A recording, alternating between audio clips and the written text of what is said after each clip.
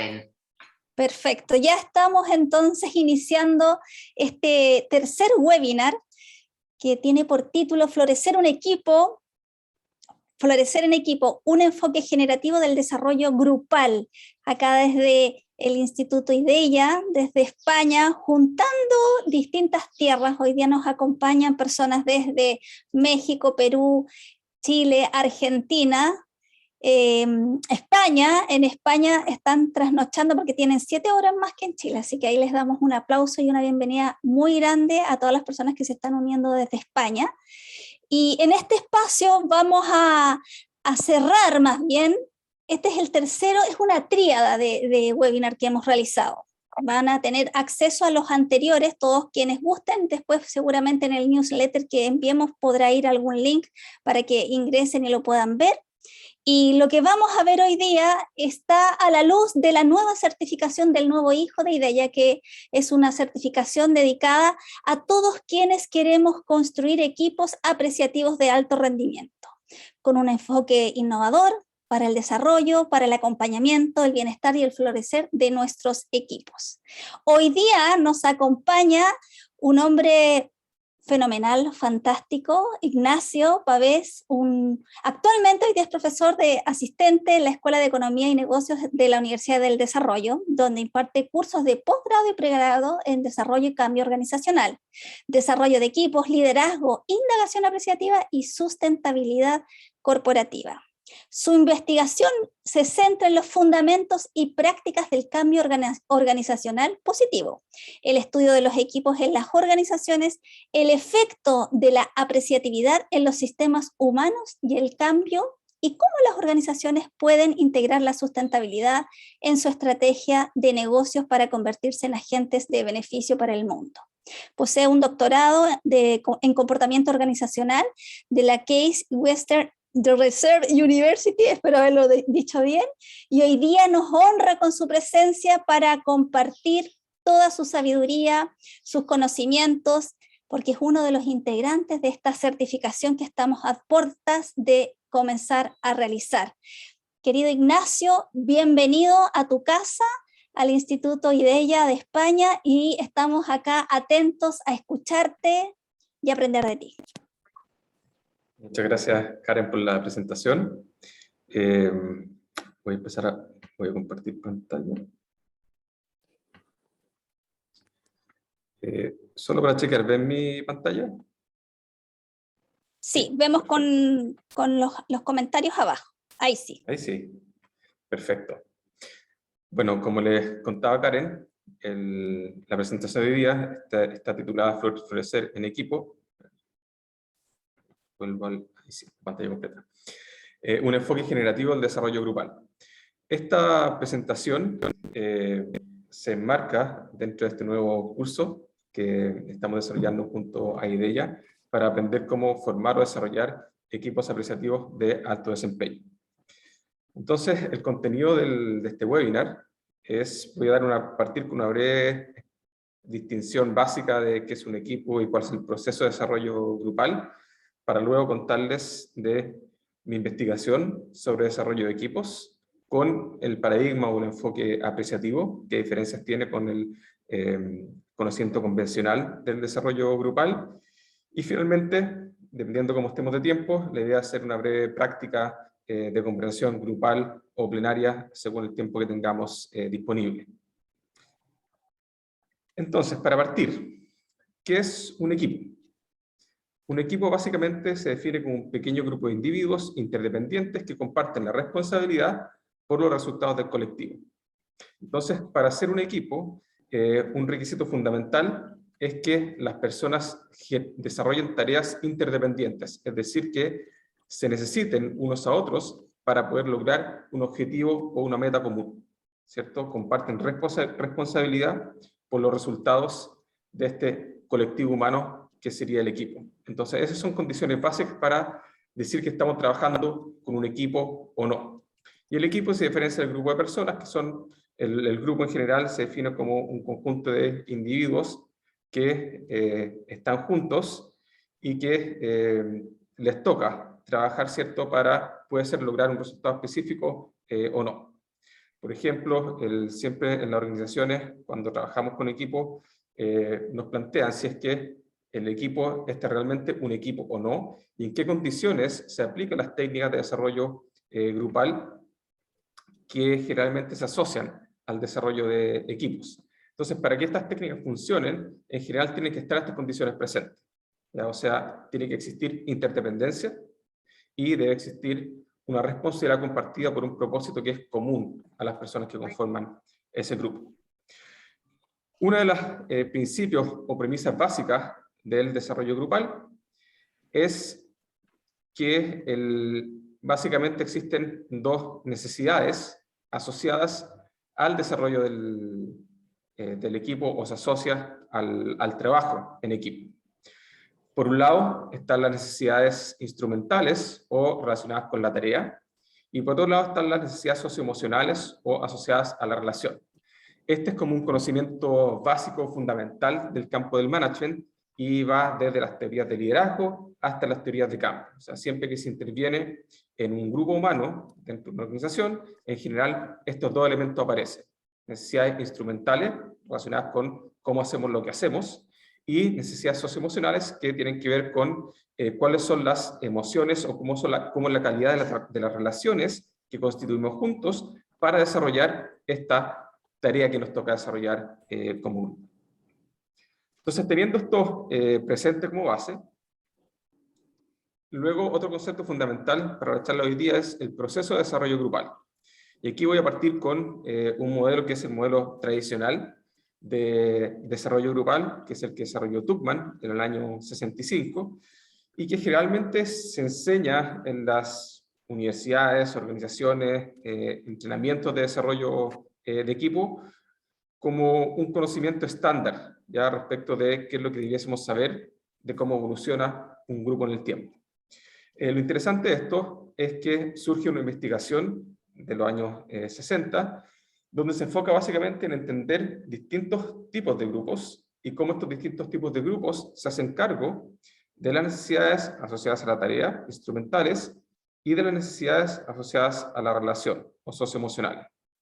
Y Tuckman lo que hace es que investiga estos distintos tipos de grupos, grupos de terapia, grupos de entrenamiento, algunos grupos de empresa, y encuentra un patrón común en estos grupos.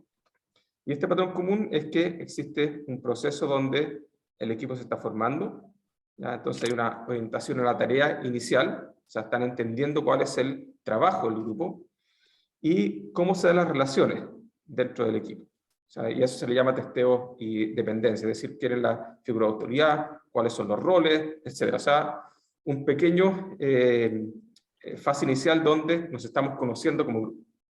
Luego de esa fase inicial de formación, se define la segunda fase como una fase de tormenta. Es decir, aquí aparece, en el caso de las necesidades instrumentales, respuestas emocionales a las demandas de la tarea. Es decir, como no sabemos exactamente bien qué es lo que estamos ejecutando, nos estamos organizando, aparece esta sensación de que el desarrollar una tarea tiene un costo también emotivo o afectivo. Y en el caso de la necesidad de relación, aparece el conflicto intragrupal. Es decir, en esta etapa de tormenta, cuando ya pasamos desde conocernos a la fase de trabajar como equipo, la relación tiende a tensionarse.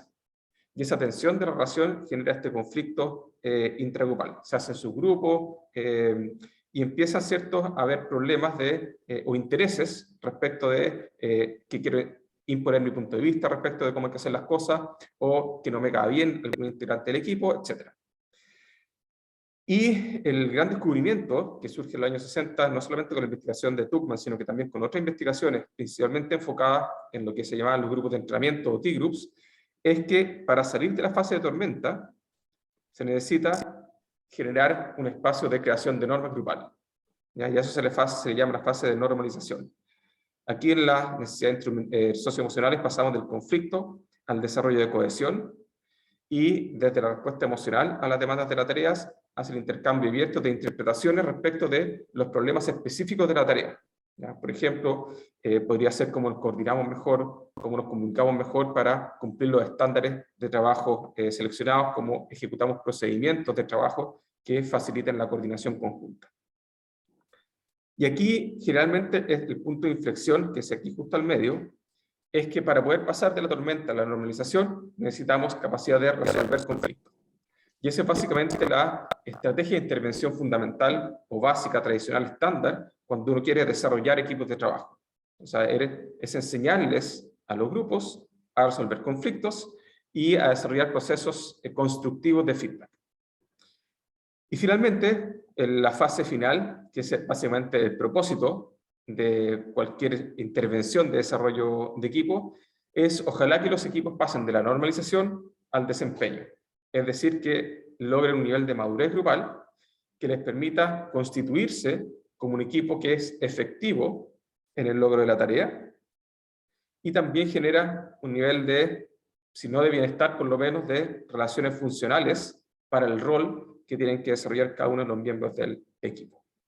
Este es básicamente el conocimiento estándar, ¿sí? O sea, y no evolucionó mucho desde el 65 a la fecha, ¿sí? O sea, básicamente se fue confirmando lo que se había descubierto en ese momento y se fueron agregando algunas otras variables importantes respecto de cómo caracterizar, por ejemplo, una buena etapa de normalización o qué significa estar en un equipo de alto desempeño.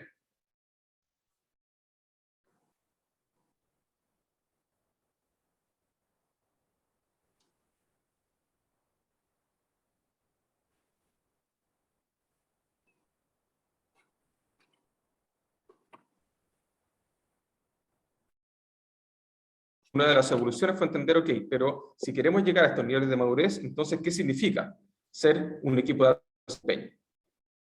¿Sí?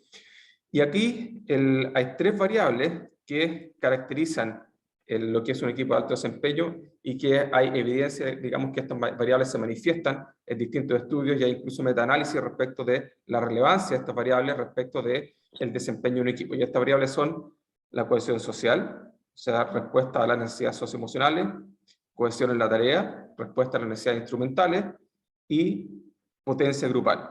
La cohesión social es básicamente que sentimos que nos llevamos bien en el grupo. O sea, las relaciones que constituimos con nuestros compañeros de equipo son relaciones constructivas, que refuerzan nuestra vitalidad, nutren las relaciones de trabajo y en general me generan la sensación de que estar ahí es placentero. Me gusta estar con mis compañeros. Siento una atracción positiva a estar en ese espacio de trabajo.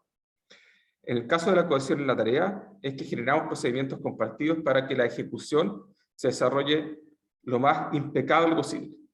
¿Sí? Si tenemos que coordinar tareas, ejecutar trabajo, asegurar que haya calidad en la producción, etc., eso significa que hay alta cohesión en la tarea. Y la potencia grupal es un concepto interesante porque es un estado psicológico del grupo que es muy relevante. Y este estado psicológico se define como la creencia dentro del grupo de que vamos a hacer cosas extraordinarias en el futuro. ¿Sí? O sea, un estado psicológico es una creencia compartida respecto de cómo nos va a ir en el futuro. Y aquí tenemos una foto, ¿cierto?, de Chile cuando fue campeón de América, y si uno veía las entrevistas, por ejemplo, de ese equipo, a Claudio Bravo, Alexis Sánchez, Gary Medel, Arturo Vidal, ¿cierto?, uno podía ver un contraste entre la mirada, por ejemplo, de esta selección y lo que había ocurrido con equipos chilenos anteriormente, ¿cierto? Siempre estábamos como buscando el empate, etc. Este era un equipo que sabía que podía jugar con los mejores y sabía que podía ganar. Y esa era una creencia colectiva, ¿sí? A eso se refiere esta idea de la potencia grupal. Entonces, estos elementos en general, estas tres variables, se ha encontrado que, si es que existen en un equipo, son predictores importantes de lo que es un equipo de alto desempeño. Hoy día se han agregado otras variables muy similares a la cohesión grupal, por ejemplo, la seguridad psicológica, ¿ya? Se conoce que es parte importante para que se desarrolle la cohesión del grupo, lo mismo con la confianza que exista dentro del equipo, ¿sí? Pero en general, todo lo que tiene que ver con la creación de lazos o vínculos afectivos fuertes, resilientes, etcétera, tiene que ver mucho con esta idea de la cohesión social, cómo el grupo se hace cargo con las necesidades socioemocionales y cómo da respuesta a esas necesidades en el tiempo. Y lo otro que les contaba, ¿cierto?, le anticipaba cuando demostraba el modelo de desarrollo grupal tradicional, es que una de las creencias que está instalada, y el sustento científico, ¿cierto?, para esto, es que los equipos se desarrollan mediante la resolución de conflictos y el feedback constructivo. ¿Sí? Entonces, y esto surge de la premisa de que todos los equipos en el proceso de evolución grupal pasan por una fase de tormenta, ¿cierto?, por una fase de conflicto. Entonces, para generar ese punto de inflexión que permita pasar del conflicto, de la tormenta, a la normalización y luego al desempeño, requiere de prácticas de trabajo que permita resolver estos conflictos y avanzar hacia crear normas grupales que sean productivas. Entonces, ¿qué es lo que hace un consultor? Normalmente cuando se encuentra con un equipo en problemas, básicamente le enseña a hacer dos cosas. Uno, entender cuál es el motivo del conflicto, ¿sí?, y cómo ese conflicto lo viven los distintos miembros del grupo. Entonces hay una expresión respecto de qué me pasa a mí cuando surge el conflicto y qué me pasa en términos afectivos y cognitivos, ¿sí? O sea, cuáles son las emociones que prevalecen en mí cuando existe un conflicto y cómo surgen o cómo emergen esas emociones, cuáles son mis interpretaciones respecto de lo que está pasando cuando surge el conflicto, y luego que esto se socializa por todos los miembros del grupo una vez que somos capaces de hacer esa especie de catarsis colectiva. Entonces le enseñamos al grupo a generar procesos de feedback constructivo. Es decir, que sea capaz de decirle a la otra persona cómo me siento y qué me pasa cuando algunas conductas, dichos, conversaciones, interacciones, generan estos efectos negativos en mí como individuo y como miembro del grupo. Entonces, al enseñar este proceso de desarrollo de feedback constructivo y reconocer y expresar la emotividad que surge del conflicto y las interpretaciones que generan el conflicto, entonces esto hace que el grupo sea capaz de gestionar el conflicto de manera propia. ¿Sí? Y cuando el grupo es capaz de sostener y gestionar el conflicto sin necesidad de intervención de un tercero, entonces se dice que el grupo está preparado para avanzar a la siguiente fase, que sería la normalización, crear normas de trabajo productivas y luego avanzar hacia la madurez del grupo. Esto también genera esta sensación de potencia grupal, ¿sí? Porque al ser capaces de sostener el problema juntos y creer que somos capaces de resolver los problemas sin ayuda externa, entonces vamos desarrollando esa creencia de que somos capaces de ser mejores en el futuro. Ahora, esta idea del conflicto, que está muy arraigada en las creencias respecto de cómo evoluciona el grupo, ha sido un poco cuestionada. Y lo que habíamos visto en los equipos con los que trabajamos en procesos de consultoría, también en algunos procesos de investigación, es que con la indagación apreciativa, utilizándola como práctica de trabajo para intervenir equipos, el conflicto no se expresaba de la manera como lo definían los textos, ¿sí? O sea, si uno leía el artículo, ¿cierto?, de Tuchman o de Shepard u otros que investigaron en ese tiempo, la descripción que hacen del proceso de desarrollo grupal no coincidía con el proceso de desarrollo del grupo cuando se hacían intervenciones apreciativas. Es decir, cuando el foco de las conversaciones estaba en lo que funciona y en lo que deseamos, más que en lo que no funciona y en los problemas que tiene el grupo. Entonces, dado que está esta situación, digamos, en conflicto en términos teóricos, decidimos hacer una investigación que se hiciera cargo de esta problemática. Y esa fue mi investigación doctoral. ¿Qué pasa si ponemos la apreciatividad al centro del proceso de desarrollo grupal? Y si hacemos eso, si es que esto realmente tiene un impacto distinto en el proceso de desarrollo de equipos, tal como lo mostraba el modelo de Tuchman, ¿sí? Entonces, esa fue la hipótesis. Si es que ponemos la apreciatividad al centro, entonces el proceso de desarrollo grupal va a ser distinto. Hicimos un estudio cualitativo donde básicamente pusimos a prueba dos metodologías. ¿Ya? Esto lo conservé en inglés, está sacado tal cual de la tesis. Primero utilizamos uno de los modelos más utilizados de desarrollo de equipo, que es el modelo de Dyer, y que es un modelo clásico de resolución de problemas. Entonces parte con la identificación del problema, generación de data respecto del problema, análisis de los datos respecto del problema, planificación de la acción, implementación y evaluación de las soluciones implementadas. Y por otro lado, implementamos la indagación apreciativa. Y como la mayoría, me imagino, de ustedes conocen, están vinculados al paradigma apreciativo. Básicamente consiste en definir un tópico. Acá el tópico lo definimos como la mejor experiencia en equipo que hemos tenido, y esa fue la práctica que trabajamos con los equipos. Y luego la fase de descubrimiento, que es lo que le da vida a este sistema equipo cuando está funcionando su máximo potencial, mi mejor experiencia en equipo. ¿Qué es lo que podría ser en el futuro si es que llevamos estos sueños, estos ideales a su extremo? O sea, ¿cuál sería el equipo de mis sueños? ¿Cómo sería el equipo de mis sueños? En el diseño, ¿cómo podríamos pasar, ¿cierto? Con las fortalezas que tenemos hoy día existentes y que están ancladas en esta mejor experiencia de equipo, ¿cómo podríamos crear nuestro equipo de nuestro sueño? Y finalmente, en la fase de destino, es ¿qué es lo que deberíamos hacer para que este equipo de mis sueños, las prácticas de trabajo, la forma de relacionarnos, se sostenga en el tiempo y no decaiga?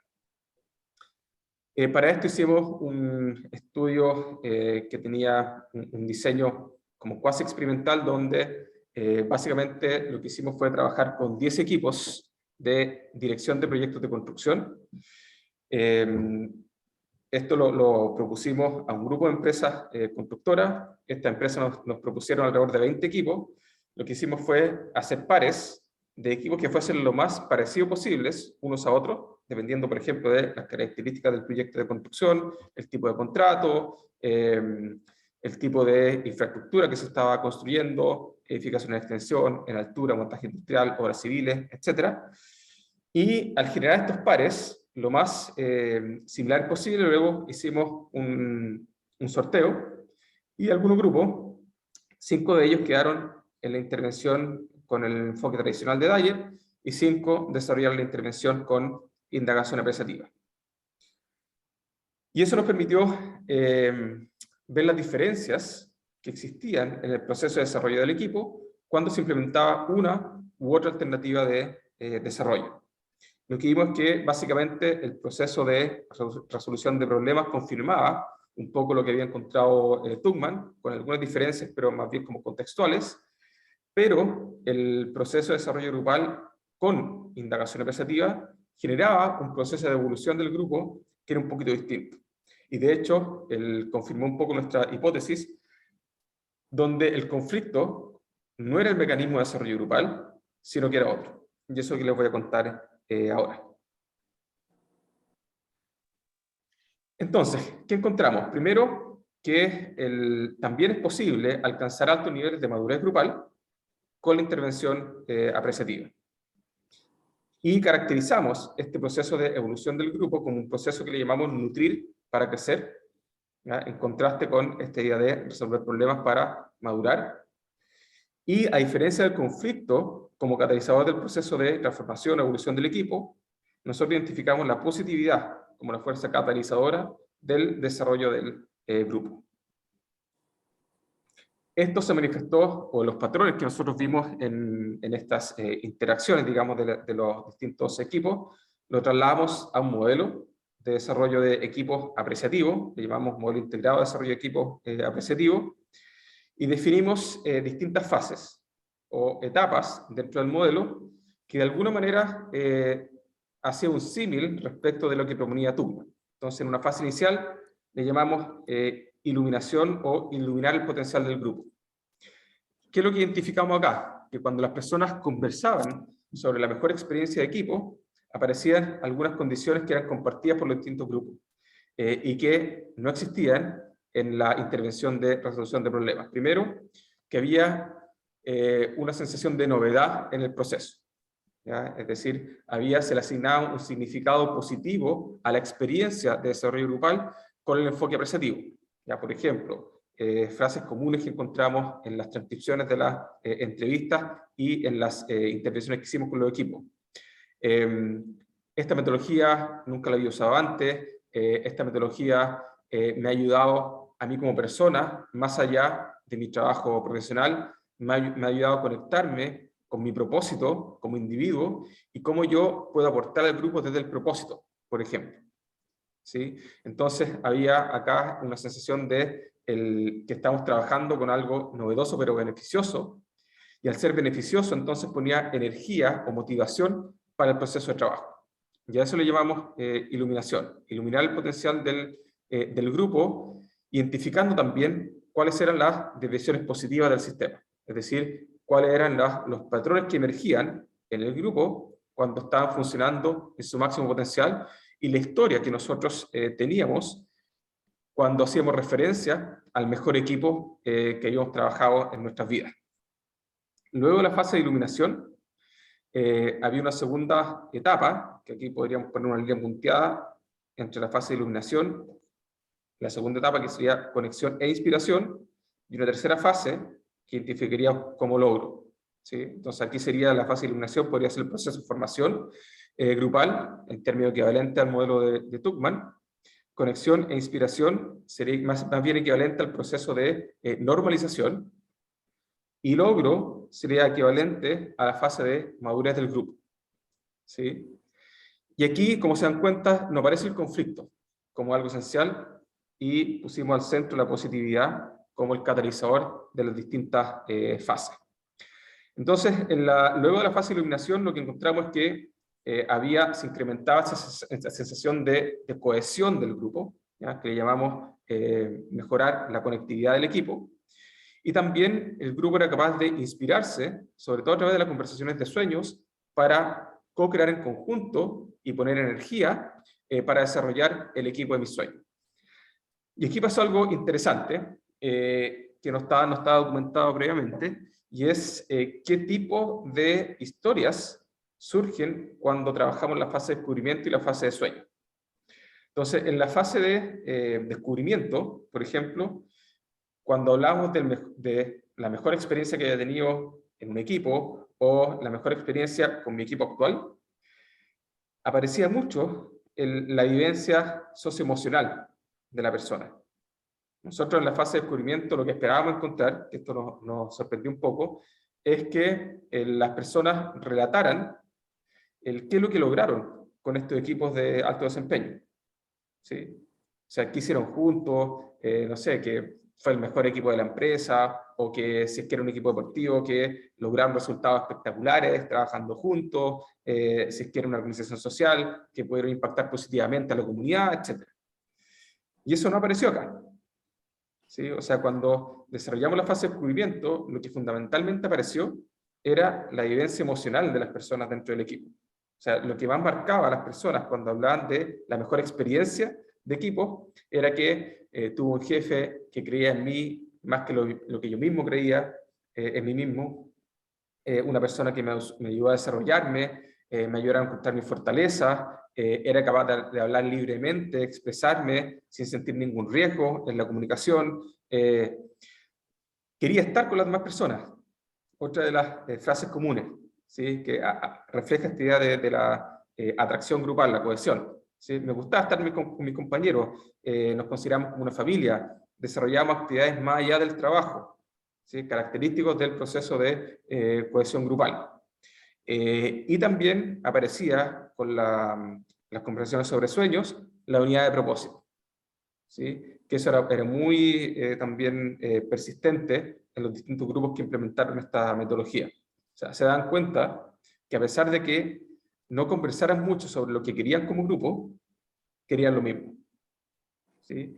Y también encontraron que habían patrones que se repetían en las mejores historias compartidas respecto del equipo de mis sueños, o la mejor experiencia que hayamos tenido en el pasado. Y estos patrones comunes, al darse cuenta que en el fondo estaban ahí disponibles, socializados, y se podía construir a partir de ello, entonces favorecía la conexión del grupo, la conectividad. Y algo súper relevante para el proceso de desarrollo, ¿ya? Esto en general, si ustedes ¿cierto? Hacen consultoría del cambio, probablemente lo tienen bien arraigado, ¿cierto? Y es que las personas para cambiar necesitan motivarse, necesitan inspirarse. Y esta motivación no viene de afuera, sino que viene del interior de las personas. Entonces la inspiración en la fase de sueño, y eso es lo que trata de caracterizar, digamos, este estado del desarrollo grupal, es que las personas, a través de idear un futuro conjunto, ¿ya? Y encontrar esos patrones que eran comunes y que todos querían lograr, hacían que surgiera la motivación, la inspiración del equipo. ¿Sí? Entonces había una energía que estaba disponible para favorecer el desarrollo del equipo y lograr satisfacer tanto las necesidades instrumentales como socioemocionales. Ahora, acá también apareció algo interesante porque en las conversaciones de la fase de sueños, a diferencia de lo que pasó con la fase de descubrimiento, y también nos sorprendió, es que en general en la fase de sueños es donde aparecía la necesidad instrumental del equipo, ¿sí? El logro. Cuando ellos hablaban del equipo de sus sueños, aparecían temas como ser el mejor equipo de la empresa, lograr, no sé, estados de productividad que se sostengan en el tiempo y que vayan más allá, por ejemplo, de lo que estaba planificado en el plan maestro de la obra de construcción, acortar los plazos de construcción, en general, ser los mejores, ¿sí? Aparecía cuando hablaban del futuro, de lo que querían lograr juntos como equipo. Y con estos dos elementos, que básicamente favorecían el desarrollo de normas constructivas para el trabajo del grupo, entonces finalmente se llegaba a lo que denominamos como fase de logro, donde había un aumento de la potencia grupal, o sea, de la creencia de que el grupo efectivamente podía lograr cosas importantes, y se implementaban iniciativas que apuntaban a desarrollar este equipo de mis sueños. Ahora, ¿qué es lo que fue un patrón recurrente en todas las sesiones? ¿Ya? Nosotros en cada equipo, tanto en la intervención de resolución de problemas como en la intervención de desarrollo apreciativo, hicimos 5 sesiones. En la sesión, yo hice las intervenciones con indagación apreciativa y un colega psicólogo hizo las intervenciones con el modelo de Dyer. Y tratamos de encontrar si es que había algún patrón común, ¿ya?, que no estuviese de alguna manera desfasado en el tiempo, ¿ya? Porque en el fondo básicamente lo que nos permitió distinguir entre fases o etapas en este modelo es que iluminación ocurría antes que conexión e inspiración y logro ocurría después de conexión e inspiración. O sea, había una secuencia temporal en el desarrollo de estas etapas del proceso de desarrollo del grupo. Pero había ciertos elementos de la experiencia grupal que se sostenían en el tiempo. Y eso fue lo que llamamos la positividad, ¿ya?, como catalizador, y ese fue el término que utilizamos, ¿cierto? Positividad como catalizadora del desarrollo del grupo. ¿Y en qué consistía la positividad? Esto viene de datos bien empíricos y se constituye de 3 elementos. Primero, el afecto positivo. Nosotros en cada una de las sesiones de desarrollo grupal hacíamos una pregunta, un check-in y un check-out. ¿Cómo llegan a la actividad de desarrollo de grupo? ¿Ya? Estado de ánimo al comenzar la sesión y estado de ánimo al finalizar la sesión. En general, el estado de ánimo al iniciar la sesión era mixto en la mayoría de los equipos, con algunos ciertos, en algunos casos, unos equipos venían más positivos, otros equipos venían a veces más negativos, dependiendo de lo que hubiese pasado en el día o en la semana, y algunos grupos tenían una tendencia a ser más positivos, otros una tendencia a fijarse más en las cosas que no funcionaban. Y eso definía un poco el estado inicial, estado de ánimo inicial. Y lo que solía ocurrir en las sesiones de desarrollo grupal es que en las conversaciones apreciativas cambiaban el estado de ánimo del grupo. Y todas las personas, sin excepción, reportaban estados de ánimo positivos al salir de la sesión. Lo más común en general era entusiasmo, motivación y alegría. Eran como los estados de ánimo más comunes que reportaban las personas cuando salían de la sesión de grupo. Otro elemento que era transversal también a las sesiones es que, y esto lo comenté antes porque aparecía en la fase de iluminación pero se sostenía en el tiempo, y es que se le asociaba al proceso de desarrollo grupal apreciativo un significado positivo. ¿Sí? O sea, las personas decían, es que lo que estoy aprendiendo acá me va a servir para la vida. ¿Sí? Hoy día veíamos lo mismo en una organización, implementando indagación apreciativa. Es que esto nunca lo había visto antes, y esto es muy útil para mi relación de pareja, mi relación con mis hijos, etc. O sea, mucho más allá de las relaciones laborales. Entonces, y al otorgar ese significado positivo, esto lo que hacía es que aumentara la valencia emocional positiva respecto al proceso, y eso aumentara también la motivación del grupo para actuar conjuntamente en mejorar la experiencia, tanto emotiva de las personas, mi bienestar general al interior del grupo, necesidades socioemocionales, y a lograr cosas conjuntas, a mejorar, necesidades instrumentales. Y tercer elemento, lo denominamos pensamiento positivo, que era las personas lo que fue pasando en el transcurrir del tiempo, es que fueron desarrollando o expandiendo su capacidad de mirar. Su capacidad de mirar apreciativamente o positivamente lo que estaba sucediendo con el equipo. ¿Sí? No sé, por ejemplo, decían, mira, sabes que nos dimos cuenta que en las conversaciones, en las reuniones cotidianas, no nos dejábamos tiempo para rescatar la fortaleza, cosa que se vio al comienzo de la primera sesión, descubrimiento, identificar fortaleza. Nos dimos cuenta de que esto no lo hacíamos recurrentemente. Entonces, por ejemplo, algunos grupos desde el comienzo comenzaron a ejecutar acciones para cambiar la mirada. Por ejemplo, algo muy sencillo, saludarse en la mañana y preguntar cómo estás, pero conscientemente, y dar una respuesta conscientemente. ¿Sí? Y si es que la persona no viene bien, entonces conversar un poquito. ¿Qué le pasó? O sea, mostrar preocupación, hacer visible la expresión emocional de la otra persona y la vivencia que tiene dentro del grupo. Otra práctica, por ejemplo, asociada a la positividad como catalizador, y tiene que ver con el pensamiento positivo, y esto surgió de varios equipos que decían, así tal como nos damos feedback respecto de las cosas que no pasan, que no suceden bien en la planificación de la obra, esto es muy contextual al caso, ¿cierto?, de equipos de construcción, se planifica semanalmente, ¿cierto?, lo que se va a hacer semana a semana para ejecutar acciones o actividades que permiten construir un edificio, una casa, etc. Y generalmente en las reuniones de planificación se ve todo lo que no se logró. ¿Sí? Esa es como la práctica tradicional. Cuando empezaron a integrar esta idea del pensamiento positivo, entonces empezaron a ver, ¿y qué pasa si en estas reuniones, además de preguntar lo que no funcionó, también ponemos la atención en lo que sí estaba funcionando? Una práctica súper interesante de un prevencionista de riesgo. El prevencionista de riesgo básicamente lo que tiene que hacer en su trabajo es visitar la obra y encontrar todas las condiciones y acciones inseguras que pueden existir en el desarrollo del proceso de construcción. Y se generan ahí ciertas alertas, se hacen charlas de capacitación al otro día con fotos de lo que estaba ocurriendo el día anterior, de cosas que no debían estar haciendo, no usar elementos de protección personal, por ejemplo, no dejar las herramientas donde correspondía, los equipos, el uso de equipos, etc. Y lo que empezaron a hacer, también su positivo en acción, es el presionista riesgo me dijo, ¿sabes que esto me ha cambiado la forma de mirar? Y voy a hacer un experimento. Voy a recorrer la obra, pero así tal como miro, y con la misma rigurosidad que miro los problemas, voy a empezar a ver también qué es lo bueno que están haciendo los equipos. Y le saco fotos a los equipos que estaban haciendo las cosas bien. Y en la charla diaria del otro día, entonces exponía y reconocía a los equipos que estaban haciendo bien las cosas. ¿Sí? Eso generaba sentido de orgullo dentro de los trabajadores y muchos otros beneficios que para los grupos en general no estaba disponible, dado que no habían cambiado un poco esta mirada, esta capacidad de mirar o de ver las cosas buenas que estaban funcionando. Entonces, el catalizador básicamente lo conceptualizamos de esta manera: efecto positivo, significado positivo, pensamiento positivo.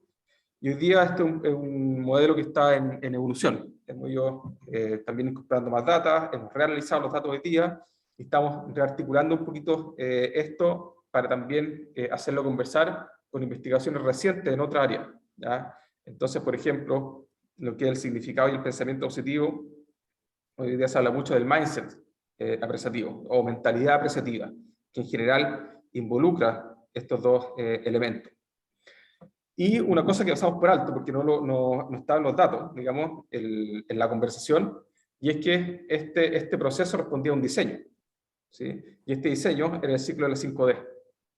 Entonces había, y estamos hoy día trabajando en vincular o ver cuáles son los catalizadores conductuales, afectivos y cognitivos respecto del proceso. Entonces, en lo afectivo, esto se mantiene, afecto positivo o emocionalidad positiva. En lo cognitivo, es una mezcla entre significado y pensamiento positivo, que a esto le llamamos la mentalidad apreciativa. Y hoy día estamos trabajando en una tercera categoría, que sería una cuarta si tomamos estas tres que están acá, que es los diálogos generativos o diálogos apreciativos, ¿ya? Que es la parte conductual, que básicamente era el diseño, ¿cierto? Que nosotros lo pasamos por alto porque esto venía acomodado, pero en general esto también podía ocurrir en otros equipos de manera más espontánea, ¿sí? O sea que alguien, algún líder, etcétera, tuviera la capacidad de desarrollar esta mirada apreciativa e invitar a su equipo a tener conversaciones generativas o apreciativas. Y esa es una práctica que si sucede transversalmente en el proyecto, debiese estar vinculada a la emergencia de estos distintos estados de desarrollo del grupo. ¿Qué aprendimos? En cuanto al modelo de desarrollo apreciativo de desarrollo de equipo, primero, que posee un modelo particular de progresión-evolución, que es distinto al modelo tradicional de Tuckman, evita en parte la emergencia del conflicto como el principal mecanismo de desarrollo del grupo, y en contraste aparece esta idea de positividad. Y pensamos que, dado que reduce la fase de tormenta o la elimina, podría acelerar el proceso de formación de equipos cuando un equipo se está recién constituyendo, que es un desafío para el contexto, por ejemplo, de equipos de construcción, es un desafío muy importante. Generalmente se construye con equipos nuevos. Entonces, cómo acelerar el proceso de construcción de equipos era un elemento relevante, y pensamos que esto puede ayudar a este modelo y esta forma de trabajar el desarrollo grupal a acelerar el proceso de formación del equipo. La positividad como fuerza transformadora, vinculándolo con el conocimiento ya existente, especialmente la psicología positiva, ayuda a desarrollar una mentalidad positiva, en lo que Barbara Fredrickson ha caracterizado como esta idea de broaden and build, ampliar y construir, o sea, amplía nuestra base de recursos y construye sobre ella. Permite adquirir agencia en el proceso de desarrollo grupal, o sea, hacernos responsables de nuestro propio desarrollo y motivarnos para cambiar. Y permite cultivar esto en el análisis de datos, lo llamamos como impulso de desarrollo. Es como un deseo genuino de que mejoremos nuestra capacidad de trabajar en conjunto. Y eso mejore tanto el nivel de bienestar como el nivel de desempeño del equipo. Hoy día también un sinónimo que estamos trabajando en la intervención con organizaciones es también, le llamamos esto, dinámicas de crecimiento. ¿Ya? O sea, permite cultivar dinámicas de crecimiento. O sea, espacios de interacción que están orientados a que se expanda el potencial que ya existe en el grupo. ¿Ya? Y esta mirada lo que permite es reconocer estas dinámicas de crecimiento y ampliarlas. Y por último, en el caso de un facilitador o líder, también encontramos que exige un conjunto de habilidades distintos a lo que la visión tradicional del desarrollo grupal fomenta. Una de ellas es apalancar el poder de la positividad, ¿ya? O sea, realmente utilizarlo como palanca de cambio, ¿ya? O sea, no centrarse tanto en esta idea del feedback constructivo y resolución de conflictos, sino que más bien aprovechar la capacidad transformadora de la positividad para desde ahí catalizar el desarrollo del grupo. Otro elemento importante, y esto surgió del mapeo de las emociones, es comprender y facilitar la difusión del afecto grupal. ¿Ya? Esto también, en la última década, la idea de afecto grupal ha sido un tema de estudio bastante relevante e importante en lo que es la investigación en comportamiento organizacional, y se ha investigado sobre cómo es que se produce esta difusión de afectos o de emociones en un grupo. ¿Sí? Y hay, por ejemplo, factores que influyen el rol que tiene el individuo o cada individuo dentro del grupo. ¿Sí? Entonces, el rol del líder, por ejemplo, es un difusor de afectos, si lo vemos como distintas personas que están dentro del grupo. El líder, ¿cierto?, tiene un rol muy preponderante en lo que es la difusión del afecto, sobre todo en etapas tempranas del proceso de desarrollo del grupo. El estado de ánimo del líder incide en el estado de desarrollo, estado de ánimo del grupo. Y ahí, por ejemplo, el facilitador tiene un rol muy importante en ir moldeando, modelando cómo se va desarrollando el espacio emocional del equipo. Y tercero, desarrollar e intensificar la capacidad de saborear. Ya es también otro concepto reciente de la psicología positiva que tiene que ver con eso, ¿cierto? Cuando, no sé, comimos alguna comida rica, ¿cierto? Queremos saborear la comida, queremos disfrutar ese sabor que se quede en la boca. ¿Ya? Acá el concepto de saborear es saborear las experiencias positivas, la experiencia apreciativa. Y eso es parte importante también de las habilidades que debiese cultivar el consultor o facilitador de procesos de desarrollo grupal con el enfoque apreciativo, o líderes que quieren desarrollar equipos apreciativos de alto desempeño. Y en síntesis, Básicamente lo que estamos proponiendo hoy día es que la intervención apreciativa, y aquí vuelvo al título de la charla, genera lo que llamamos capacidad generativa. Y este es un concepto que hace poquito escribimos un artículo con un colega que trabajaba, era uno de los líderes del cambio de GlaxoSmithKline, y analizamos un proceso de cambio en el contexto de la pandemia. Y vimos que se parecía en algo a la experiencia que yo he tenido, y estamos desarrollando esta idea de capacidad generativa, que lo veníamos trabajando ya con David Cooper-Ryder y Lindsay Godwin hace unos años, y la definimos como la capacidad de un equipo para diseñar su futuro, expandir sus formas actuales de actuar y cultivar el tejido social que le permite desarrollarse. Entonces, lo que creemos es que la intervención apreciativa, a través de la positividad y como catalizador del proceso, genera esta capacidad generativa del grupo. Y esta capacidad generativa debe ayudar al concepto de florecer en equipo, ¿ya? Que básicamente lo que estamos tratando de entender es bien, es si es que este concepto de florecimiento, que fue desarrollado a nivel individual, se expresa también a nivel de grupo. Y si es que este florecer del equipo va más allá del alto desempeño o complementa la investigación sobre equipos de alto desempeño que se está desarrollando hoy día. Y para ello, ¿cierto?, hay que entender cómo se desarrolla a nivel grupal, emociones positivas, que apareció con bastante relevancia en el proceso, el engagement o el compromiso, también.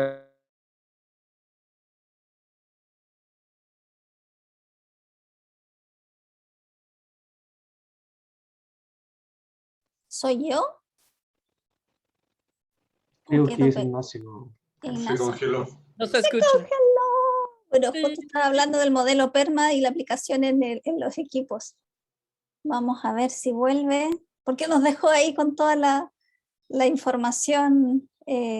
Mientras tanto, interesante todo lo que cuenta. Amo esto, me encanta, porque yo vengo justamente del mundo del coaching de equipos, acá Luis sabe, con la visión más tradicional y tratando de poner algunas semillas apreciativas desde la intuición y ver que existe una investigación a propósito de ello. Parece que se cayó ahí Ignacio, que estaba en el sur de Chile. Es tremendamente potente, tremendamente maravilloso. Ahí apareció. Ah, no, sí, ahí Ahí aparece. sí. Ay, quedamos justo ahí. ¿Qué pasó? Quedamos ahí a la espera. Estaba justo contando cómo se aplica el modelo PERMA a los equipos, pero quedamos Perfecto, ahí, comparto de nuevo. por favor. Parte de lo que puede pasar en los Por webinars supuesto, virtuales. eso ya lo sabemos. Entonces comparto nuevamente.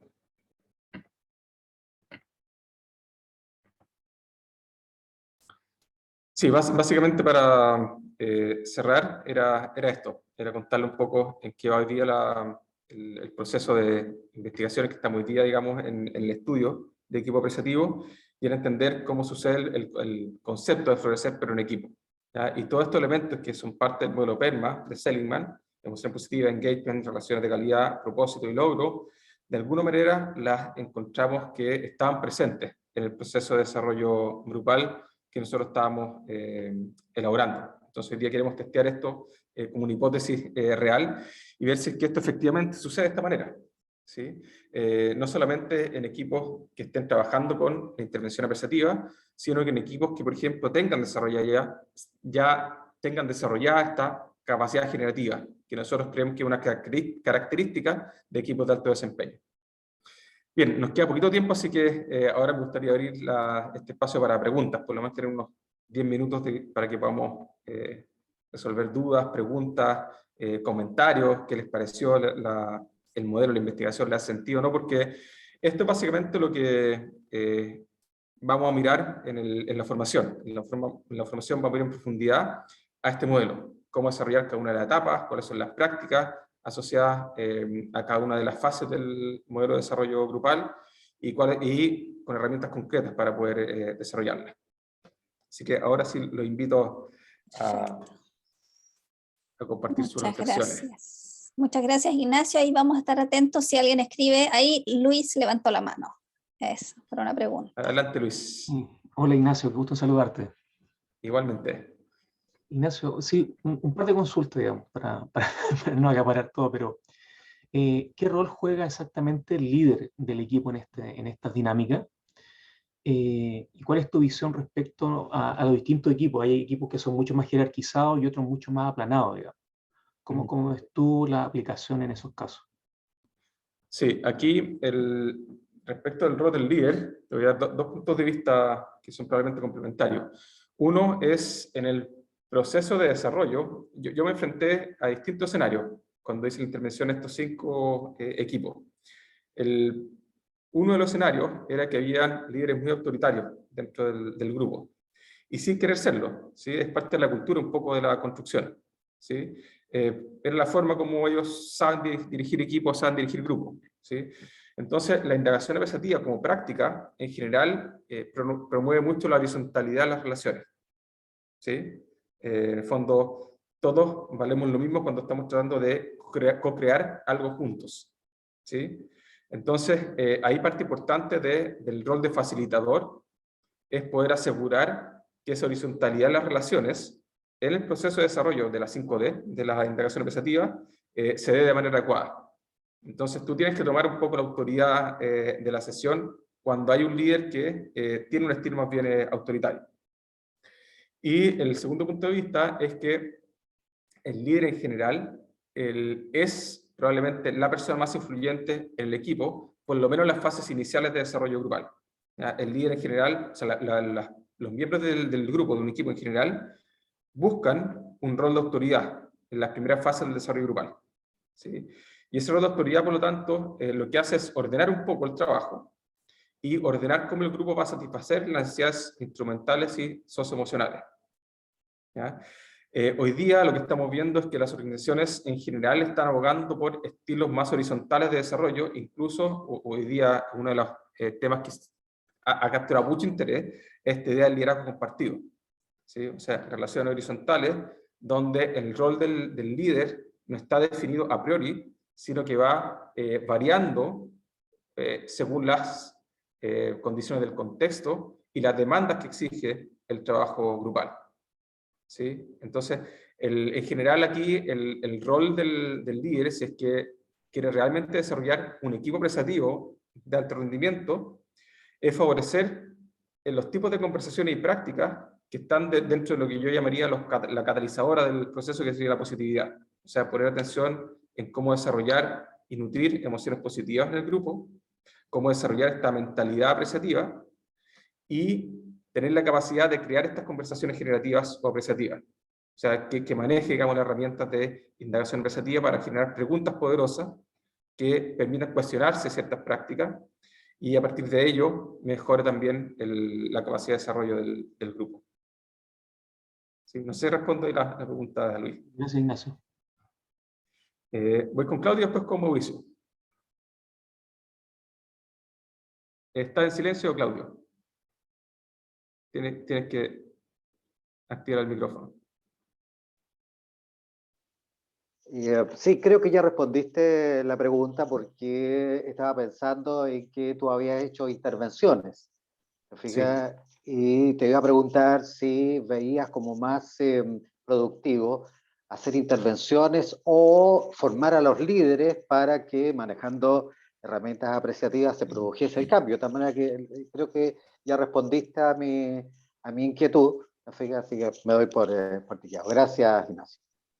Muchas gracias, Claudio, también por el comentario, porque esto, de hecho, los procesos de revisión ahora estamos en proceso de enviar estos resultados, estos insights para publicarlo y poner estos conocimientos disponibles. Y una de las cosas que interesa mucho en los editores es justamente el rol del líder. Entonces, hoy día lo que queremos hacer es complementar esta investigación con algo parecido a lo que tú estás diciendo, Claudio. O sea, es formar a líderes y que los líderes faciliten el proceso de desarrollo, no tanto en el rol de consultor. Claro, Sí, porque ver también qué variaciones ocurren. Claro, porque un pequeñito comentario es que este liderazgo horizontal no exime que el grupo siga girando en torno a conflictos, y que es muy común, ¿no es cierto? Conflictos de poder, conflictos de intereses de agenda singular, qué sé yo. Fíjate, y entonces ese tipo de liderazgo no saca al grupo del conflicto, y es muy común que hay grupos que se alimentan, tú lo pusiste en alguna lámina, en su desarrollo del mismo conflicto. Fíjate, Miriam, si está despierta, recordará una imagen que hay de la terapia tradicional, de un señor que se creía gallina, y el terapeuta le pregunta a la familia por qué no hace más para mejorar la situación. Y la respuesta del grupo familiar fue, pues que necesitamos los huevos. Fíjate, vale decir, lo que mantenía cohesionado a esa familia era el conflicto, los mantenía juntos. Entonces, es muy complejo el punto ahí. Sí, no, y ahí, claro, pueden surgir elementos distintos. Y para nosotros ahí es fundamental, hoy día lo que hemos estado mirando del trabajo grupal y las intervenciones que habíamos hecho, y también lo que hacemos ahora un poquito distinto a la luz de estos resultados, es que el entrenamiento del grupo es fundamental, adquirir la habilidad de manejar muy bien esta idea de indagación apreciativa, pero más allá del ciclo de las 5D. ¿Sí? En el fondo es crear preguntas poderosas que abran espacios de posibilidad para conectarse con lo mejor de nosotros mismos en un espacio de co-creación conjunta sobre el potencial, o sea, cómo construimos y desarrollamos el potencial del sistema social. Para nosotros eso es como un elemento fundamental de entrenar en el líder, ¿sí? La capacidad de generar preguntas apreciativas, adquirir esa mentalidad, esa capacidad de ver, para desde ahí facilitar el proceso de liderazgo más horizontal. Muchas gracias, Claudio. Mauricio. Hola, ¿se escucha? Sí. Yo te escucho. Perfecto. Hola, ¿cómo estás, Ignacio? Muy bien, gracias. Oye, me aparecen cosas bien como familiares. Yo soy de formación ontológica, entonces hay cosas por ahí que son similares. Y me gustaría, si hay tiempo, que me pudieras definir en cortito, ¿qué hay detrás, qué filosofía hay detrás de esto de apreciativo? ¿Qué es apreciativo? ¿Es un liderazgo? ¿Es una técnica de management? ¿Qué es lo que es? Por favor. Sí. Gracias. Mira, esto, lo apreciativo, y en particular lo que hace IDEA, ¿cierto? Que es como, se define como la casa del paradigma apreciativo o el enfoque apreciativo. Surge una investigación que hace David Cooperrider en Cleveland, en la Universidad de Case Western, donde lo desarrolla como una nueva práctica de investigación-acción. Así surge la indagación apreciativa. Es una nueva metodología de investigación-acción. Es una nueva manera de entender el cómo desarrollar procesos de investigación que tengan un impacto práctico. ¿Sí?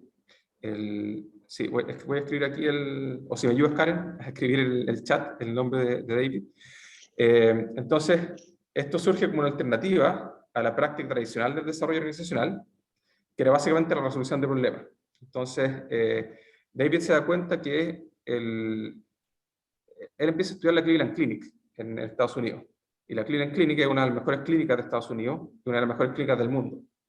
Y con el enfoque tradicional de resolución de problemas, que es identificar los gaps, las brechas, y desde ahí producir procesos de mejoramiento continuo, dice, partí este proceso y me llama mucho la atención de que yo a partir de este diagnóstico no soy capaz de distinguir nada que refleje lo bueno que es esta clínica. O sea, no soy capaz de entender por qué esta clínica, a partir de este diagnóstico de los problemas, no soy capaz de entender por qué esta clínica es la número 1 del mundo.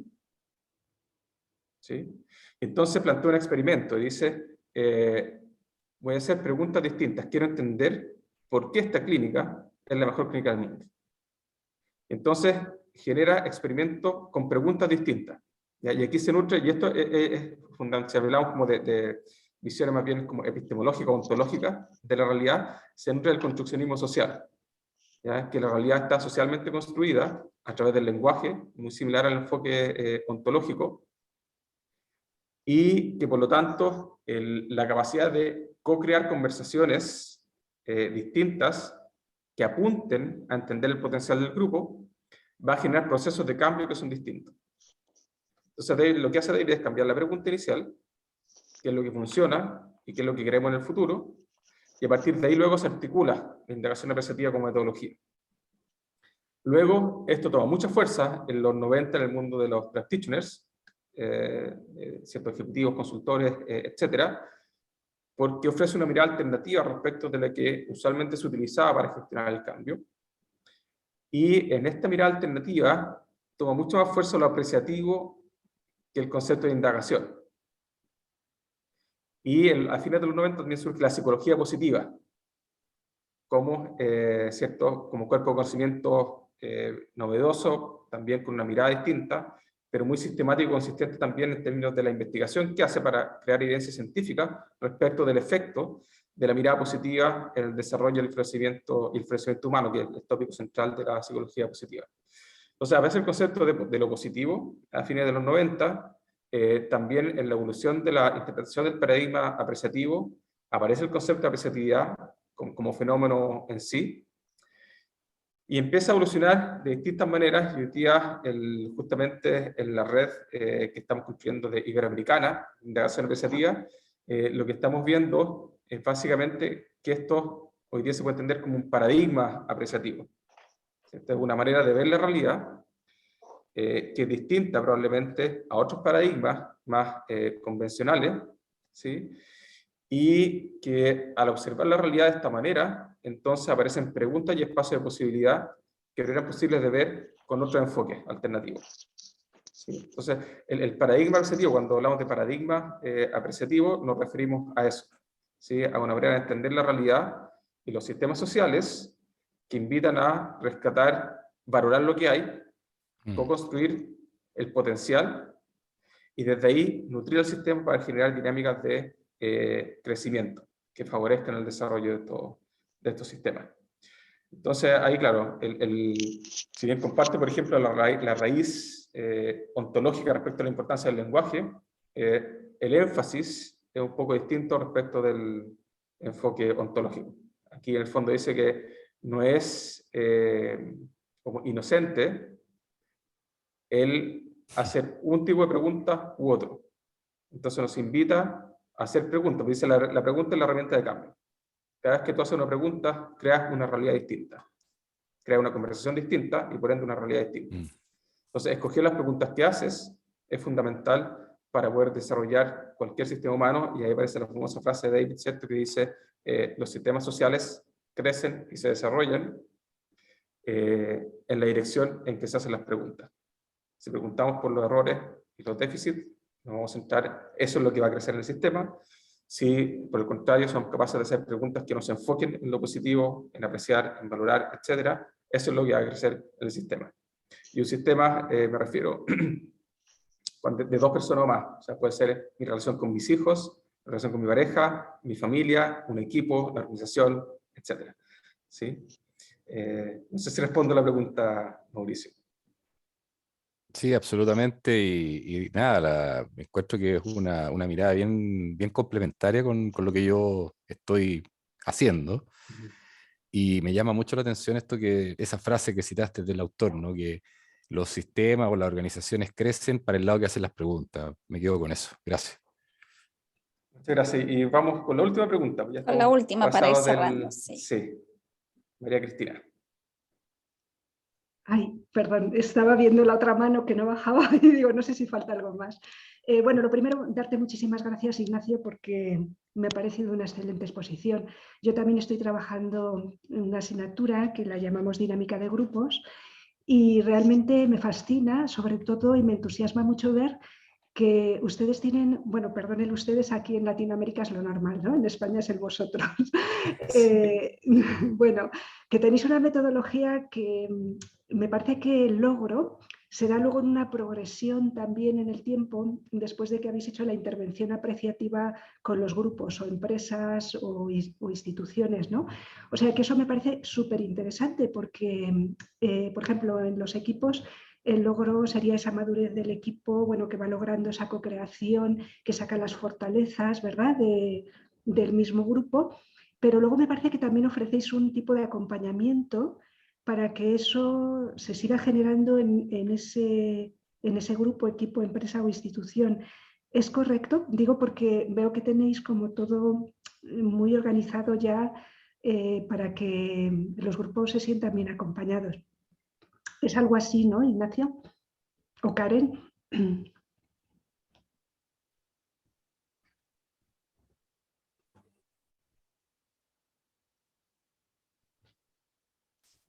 Ah, no, ahí volví.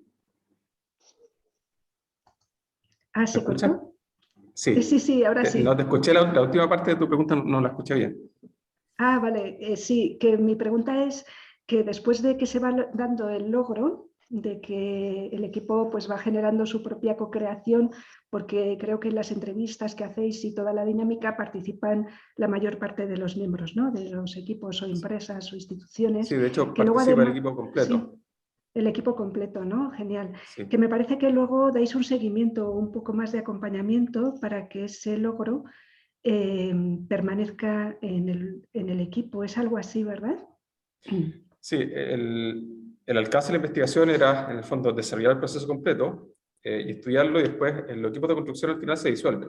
Entonces, nosotros trabajamos con equipos que tenían un cierto proceso de trabajo ya en curso, y la etapa de logro, en el fondo, era la implementación exitosa de lo que ellos querían, lo que calificaban como el equipo de sus sueños. ¿Sí?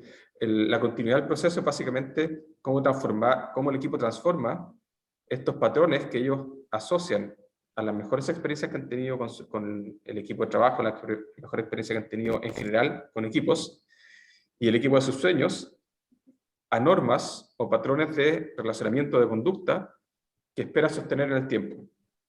¿Sí? Eso lo llamamos como normas que favorecen el alto desempeño. Y que esas normas sean co-creadas para que esto se sostenga en el tiempo y el equipo sea capaz de sostener esto en el tiempo, porque lo que puede suceder, como tú dices, ¿cierto? Sí, podemos avanzar en el proceso, logramos cierto nivel de madurez, pero vamos a retroceder. Y como acá el conflicto no es el catalizador, no es que si tenemos problemas tenemos la herramienta que nos sostiene, que sería la resolución de conflictos, sino que acá la herramienta que sostiene en el fondo esto es la capacidad de apreciar la positividad. Entonces, el equipo necesita desarrollar normas para que esto se instale como una práctica de trabajo.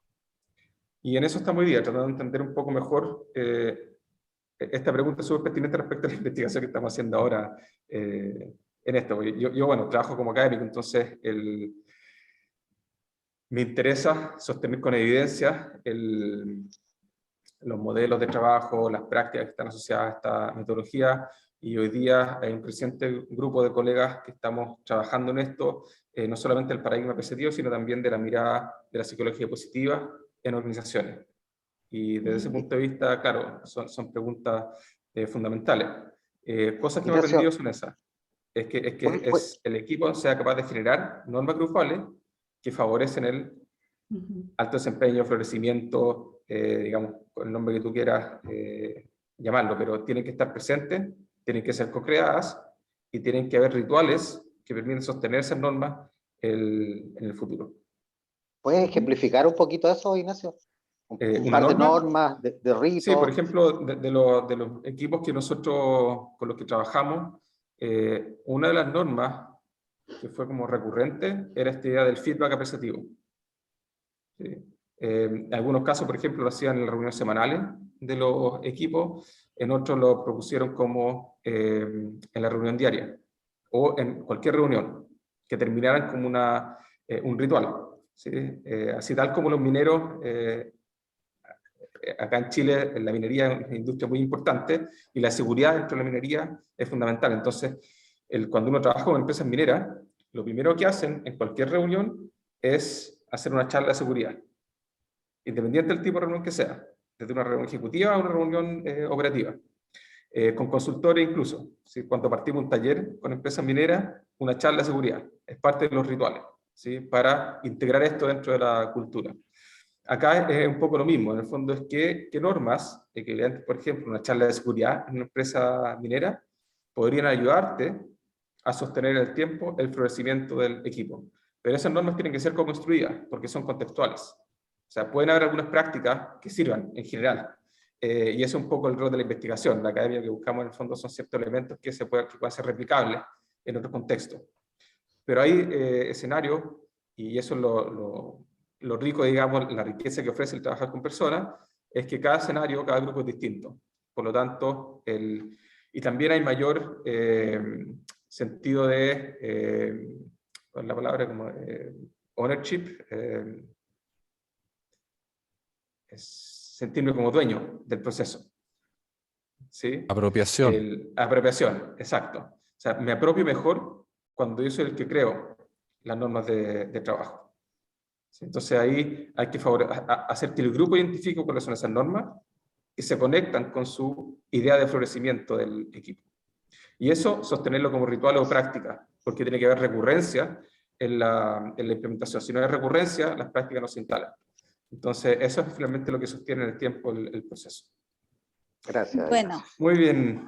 Estamos listos. Tremenda presentación, maravillosa, de verdad, muy novedoso y tener evidencia.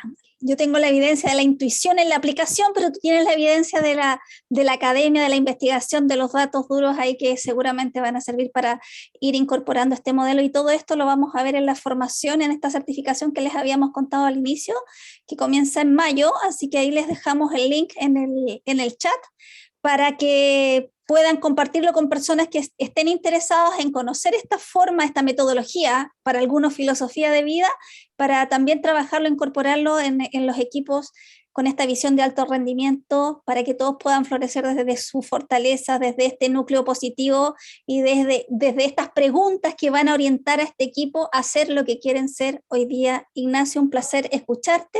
Muchas gracias a todos y todas por estar. Va a quedar grabado, así que también lo vamos a poder compartir con algunas personas que no pudieron estar y que avisaron con tiempo. Muchas gracias. Ignacio, ¿tú qué quieres decir para despedirte? No, solamente agradecer a todos por estar hoy día, compartir este webinar. Encantado de poder conocerlos a varios de ustedes y también encantado de reencontrarme con algunos de ustedes con los cuales ya tuvimos alguna experiencia previa en conjunto.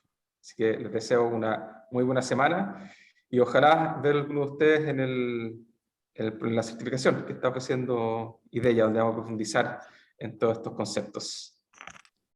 Ay, muchas gracias a todos y un abrazo, todas, que estén muy bien. cariño a todos. Gracias Bella a tarde, todos. bella Gracias. semana, nos vemos.